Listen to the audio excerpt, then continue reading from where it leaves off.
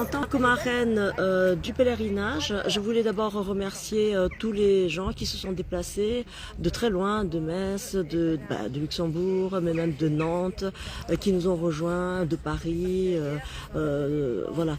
Et donc, on a vécu un temps très fort de prière avec les Dominicains, donc le Père Innocent-Marie qui est venu de Bartrès, avec qui on a fait le pèlerinage à Lourdes, également le Père Louis-Marie qui vient d'Angers, du coin, et ainsi que le frère Francis. Voilà, ils nous ont accompagnés pendant ces 3 jours, à Pontchâteau, puis à Saint-Michel, et puis ici maintenant à Pontmain. Donc je voulais vous alerter alors sur 2 choses, vous savez, qui vont se passer.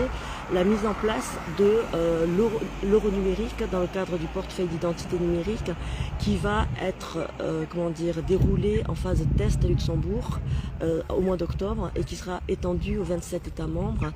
Et puisque vous savez, le Luxembourg a été choisi depuis janvier 2024 pour être le pays pilote avec l'Estonie et 3 départements de la France, l'Eure-et-Loire, Rhône-Alpes et Hauts-de-Seine, pour dérouler l'identité numérique.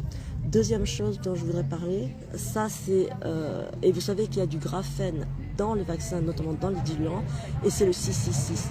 Donc 6 protons, 6 électrons, 6 neutrons, qui permettront une connexion avec l'interface biologique, numérique et le contrôle du système bancaire. Donc on ne pourra ni acheter ni vendre, comme nous l'a dit dans la Bible, dans l'Apocalypse, vers chapitre 13. Et l'entrée en tribulation de l'Église, avec, on a vu à Mont-Saint-Michel le cheval de l'Antéchrist, donc les 4 cavaliers de l'Apocalypse, le cheval blanc pour l'Antéchrist, le rouge pour la guerre, le noir pour la famine et le cheval pâle, le vert, pour les pestilences. Vous savez qu'il y a une prophétie qui a été dite que quand la réémergence de 2 épidémies, la peste et le choléra, qui ont été éradiquées depuis le XIIIe siècle, alors on saura qu'on rentre dans la période de la Grande Tribulation.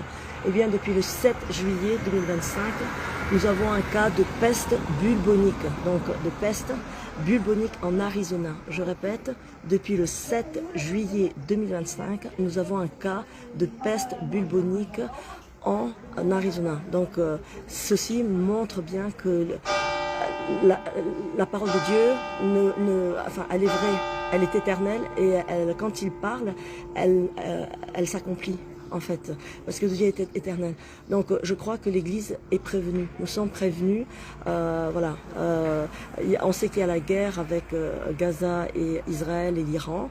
Et on sait on parle de reconstruction du 3e temple d'Israël. Donc nous sommes vraiment dans des temps prophétiques. Et les chrétiens doivent être vigilants et refuser la marque de la bête. Donc j'appelle les chrétiens à refuser la marque de la bête.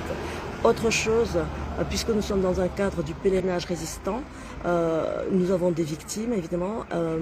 Je voudrais alerter les victimes sur la loi de l'euthanasie. La loi de l'euthanasie du 27 mai 2025 et du suicide assisté qui est un texte qui vise tout particulièrement les effets secondaires et les injectés Covid et qui ouvre l'éligibilité des Covid et des cancers métastasés, mais pas que, puisque ça peut être élargi aux handicapés physiques et mentaux. Donc s'il vous plaît, refusez, ne perdez pas espoir, vous souffrez, mais offrez vos souffrances au Seigneur. Offrez vos souffrances au Seigneur, c'est vrai, pour la rédemption du monde, mais surtout gardez l'espoir et gardez l'espérance. Gardez l'espoir chevillé au corps et l'espérance en votre cœur. Pourquoi?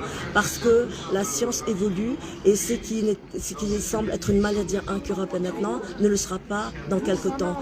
Donc, s'il vous plaît, ne perdez pas espoir et ne choisissez pas l'euthanasie et cette aide à mourir, mais choisissez de vivre. La vie. Merci Anne-Marie.